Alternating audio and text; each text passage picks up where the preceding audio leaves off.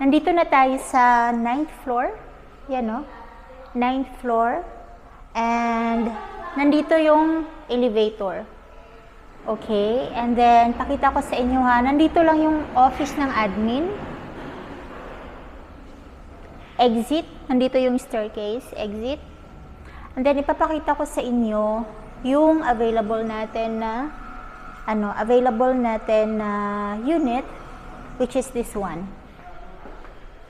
Okay, available to. Sarado. Okay, tingnan natin yung tingnan natin yung sukat and presyo na meron akong kodigo dito. Okay, this unit, ang laki niya at ang mura lang.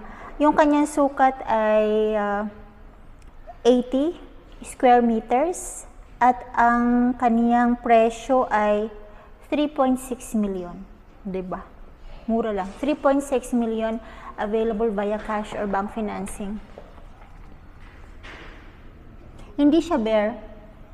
Madilim kasi, di ba, dahil walang gumagawit. So, makikita ko naman dito na naka-tiles na siya. Meron siyang tiles dito, but hindi ko sure kung ceramic tiles to or what. And then, sa loob may partition.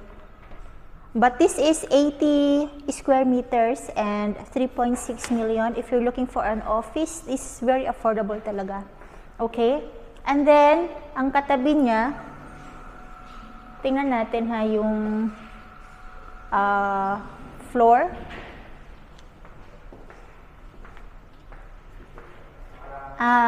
Katabi niya is a manpower agency. Okay? Manpower Agency Recruitment Center.